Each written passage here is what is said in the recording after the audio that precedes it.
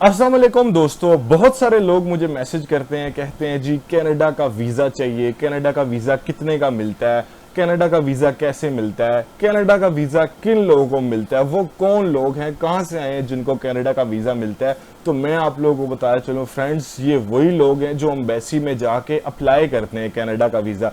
Canada अपना visa उन्हीं को देता है जो लोग अप्लाई करते हैं, लेकिन कुछ लोग कहते हैं जी वीज़ा रिजेक्ट हो जाता है। ठीक है, चाहे आप किसी भी कंट्री से हो, पाकिस्तान से, इंडिया से, बांग्लादेश, नेपाल, या फिर पाकिस्तानी आप दुबई में हो, सऊदीया में हो, किसी भी गल्फ कंट्री में हो, आप लोग काम कर रहे हैं, कहते हैं जी वीज़ा रिजेक्ट हो जाता है। उसका मसला क्या है, वीज़ा क्यों रिजेक्ट होता है, उसके हवाले से बात करेंगे। देखिए, वीज़ाज अप्लाई होते हैं, लगते भी हैं, रिजेक्ट होते हैं, लेकिन इसका एक प्रोसेस होता है, समझना पड़ता है कि क्यों आपका वीज़ा रिजेक्ट होता है। सिर्फ 50,000 रुपये में, और अगर आप लोगों के पास ये 2 डॉक्यूमेंट्स हैं तो आप लोग कनाडा का विजिट वीज़ा हासिल कर सकते हैं, पाकिस्तान, इंडिया, बांग्लादेश या किसी भी कंट्री में से। अच्छा देखिए, 50,000 रुपये मैंने बोला है, ये एम्बेसी की फीस है। आप लोग खुद जाएं, गूगल पे वेरीफाई करें, कनाडा विजिटर वीज़ा की क्या फीस है, आपके सामने आ जाएगी। $185 कैनेडियन डॉलर इसकी जो है फीस है, तकरीबन 45-48 हज़ार रुपये बनती है। मैंने फिर भी 2-3 हज़ार रुपये आप लोगों को ज़्यादा ही बताई है, ठीक है। देखें, कनाडा जो है एम्बेसी इसकी जिस भी कंट्री में ओपन है, क्यों ओपन की गई है, वीजा देने के लिए। वीजा ऑफिसर जो बैठे हैं वो किस लिए बैठे हैं, वीजा देने के लिए बैठे हैं। लेकिन उन लोगों को वीजा देने के लिए बैठे हैं जिनके डॉक्यूमेंट्स प्रॉपर हैं, जिनके पास रेगुलर इनकम है या बैंक स्टेटमेंट सही है। अब बैंक स्टेटमेंट का काफी ज्यादा मसला होता है। कुछ लोग कहते हैं जी बताएं श्याम भाई कितने पैसे रखवा दें, 50 लाख रखवा दें, 1 करोड़ रखवा दें, 10 लाख रखवा दें। तो हमारे पास ऐसे भी लोग आए हैं, ऐसे भी केसेस आए हैं जिनकी 1 करोड़ 70 लाख 90 लाख इतनी बैंक स्टेटमेंट थी, कनाडा के वीजा उनके रिजेक्ट हुए हैं क्योंकि प्रॉपरली केस नहीं होता। जब तक आपका एक प्रॉपर केस ना हो, वीजा ऑफिसर वीजा नहीं देता। उसको पता होता है कि ये मतलब कि वहां पर जाएगा, इसकी जो अटेंशन है वो ठीक नहीं है, वापस नहीं आएगा। तो उन चीजों को डिस्कस करना पड़ता है, वीजा ऑफिसर को कन्विंस करना पड़ता है, उसे बताना पड़ता है, हर चीज के हवाले से अपनी होम टाइज के बारे में बताना पड़ता है, जॉब, बिजनेस, उसके बाद प्रॉपर्टीज हो गई, कोई रेंटल इनकम है, उसके बाद कोई भी आप लोगों का ऐसा एसेट है उसके हवाले से उसे बताना पड़ता है, सोर्स ऑफ इनकम उसे शो करना पड़ता है, फिर उसका एविडेंस देना पड़ता है। तो इसके अंदर काफी ज्यादा चीजें होती हैं जो एक नए बंदे को समझ नहीं आती। अगर आप लोग वीजा खुद अप्लाई करने जा रहे हैं तो देखें, मैं ये नहीं कहता किसी एजेंट ने वीजा देना है या आपने खुद वीजा लेना है। वीजा आप लोगों को तब मिलेगा जब आपके पास सही इंफॉर्मेशन होगी, ठीक है, राइट इंफॉर्मेशन होगी, राइट डॉक्यूमेंटेशन होगी। इसमें अगर आप लोग खुद अप्लाई करते हैं, ठीक है, वीजा के चांसेस हैं, लेकिन एक बंदा एक काम कर रहा है, उसके सामने रिजेक्शन भी आ रही हैं, वीजा अप्रूव्ड भी हो रहे हैं, तो वो आप लोगों को ज्यादा अच्छा से मशवरा दे सकता है, आपकी कंडीशन देख के, आपकी प्रोफाइल देख के कि यहाँ भाई आपका वीजा होगा नहीं होगा, चांसेस हैं या नहीं है। तो ये चीजें बड़ी मेन होती है। अब लोग कनाडा जाना क्यों चाहते हैं, वहां पर जाके कुछ लोग असाइलम अप्लाई करेंगे, वहां पर जाके कुछ लोग वर्क वीजा लेंगे, वहां पर जाके कुछ लोग किस तरह से बहुत ज्यादा मतलब के सेटलमेंट के तरीके हैं कनाडा में जाके जो लोग अपनाएंगे वहां पर सेटल होने के लिए। तो मेन चीज है, देखें जी, आप लोगों के पास बैंक स्टेटमेंट होनी चाहिए। अच्छा देखें, अगर आप लोग फाइल के हवाले से सर्विस चाहते हैं, जी कनाडा का वीजा अप्लाई करना है, मैं अगर आप लोगों के लिए अप्लाई कर लूँ, हमारी टीम या हम आपके लिए अप्लाई करें, तो सबसे पहले आप लोगों के पास बैंक स्टेटमेंट होनी चाहिए 10-15 लाख से ऊपर, ठीक है। उसके बाद आपके पास रेगुलर इनकम होनी चाहिए। तो मैं कहूंगा अगर आपके पास बैंक स्टेटमेंट है, रेगुलर इनकम है, तो ही आप लोग कांटेक्ट करें, ताकि फिर हम सीरियसली आपसे बात करें और आपका वीजा अप्लाई कर सके।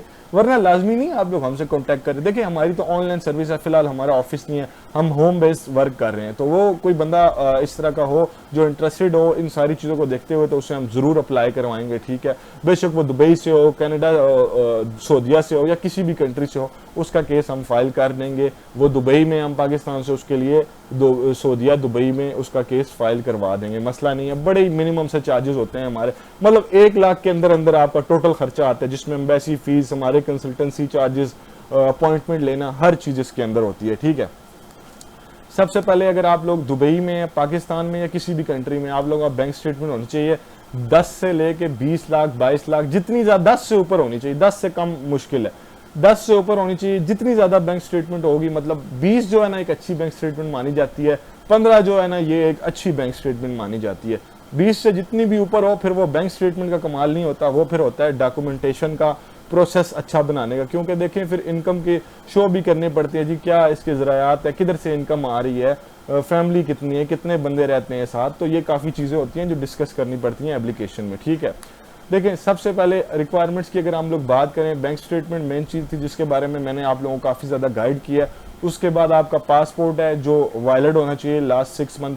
अब जितना ज़्यादा वैलिड होगा उसमें क्या होगा, कनाडा का वीज़ा जितना आपका पासपोर्ट वैलिड होता है उतना मिलता है। 10 साल वैलिड है तो आप लोगों को 10 साल का वीज़ा मिलेगा, 5 साल वैलिड है पासपोर्ट तो 5 साल मिलेगा। तो जितना वैलिड है उतना ज़्यादा आप लोगों के लिए अच्छे हैं। उसके बाद ट्रैवल हेल्थ इंश्योरेंस आ गई कनाडा के लिए, ठीक है। फिर आप लोगों का आईडी कार्ड की एक कॉपी आ गई, आप लोगों के पासपोर्ट की आप लोगों की जो तस्वीर है ये होगी, ठीक है, पासपोर्ट साइज तस्वीर होगी।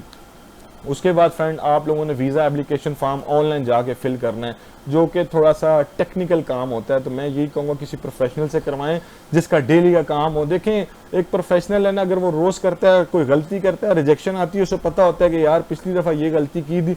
जो बंदा एक दफ़ा अप्लाई करना है, अपना वीज़ा अप्लाई करना है, उसे इन चीज़ों का नहीं पता होता कि यार ये गलती है, ये मिस्टेक है, अगर मैंने कर दी तो वीज़ा रिजेक्ट हो जाएगा। तो मैं यही कहूँगा किसी प्रोफेशनल से करवाएं। एक दफ़ा वीज़ा अप्लाई करना है तो मैं कहूँगा रिस्क ले रहे हैं अगर आप तो ठीक से ले, ताकि फ़ायदा भी हो। ऐसा ना हो आपका वीज़ा रिजेक्ट हो, पैसे टाइम सब कुछ बर्बाद हो जाए। प्रोसेसिंग टाइम की बात करें तो आजकल कनाडा जो है वो थोड़ा सा प्रोसेसिंग टाइम ज़्यादा ले रहा है, 25 दिन से लेके 2-2.5 महीने तक भी लग जाते हैं इस केस में। उसके बाद आपकी सोर्स ऑफ इनकम आ गया, जॉब करते हैं, सैलरी स्लिप, अपॉइंटमेंट लेटर, काफ़ी ज़्यादा इस तरह के डॉक्यूमेंट्स होते हैं आप लोग, एनओसी लेटर। बिजनेस करते हैं तो लाइसेंस हो गए बिजनेस के, और जो भी डॉक्यूमेंट्स हैं एनटीएन वगैरह, वो सारी चीज़ें आप लोगों ने अटैच करनी है, ठीक है। उसके बाद कोई प्रॉपर्टी है, घर है, एसेट है, वो शो कर देना है। प्रॉपर कवर लेटर होना चाहिए आप लोगों के पास, ट्रैवल आइटनरी, ट्रैवल प्लान होना चाहिए। ये सब चीज़ें हैं तो आप लोग वीज़ा अप्लाई कर सकते हैं। अगर देखें ये सारा प्रोसेस आप लोगों को समझ आ गया, आप लोग समझते हैं कि खुद अप्लाई करेंगे वीज़ा मिल जाएगा, अगर कोई गलती नहीं कर सकते, तो कोई इस तरह की मिस्टेक, तो आप लोग खुद अप्लाई करें, वरना किसी से सर्विस लें। अगर हमारे से सर्विस चाहते हैं, सबसे पहले आप लोगों के पास 10 लाख से ऊपर बैंक स्टेटमेंट होनी चाहिए।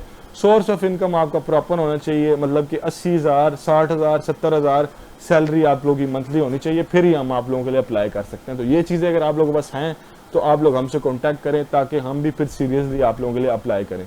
तो ये सारा प्रोसेस था। वीडियो उम्मीद है आप लोगों को पसंद आई होगी। चैनल को लाइक शेयर सब्सक्राइब करना मत भूलेगा। मेरा नाम है शाम अली। अस्सलाम वालेकुम।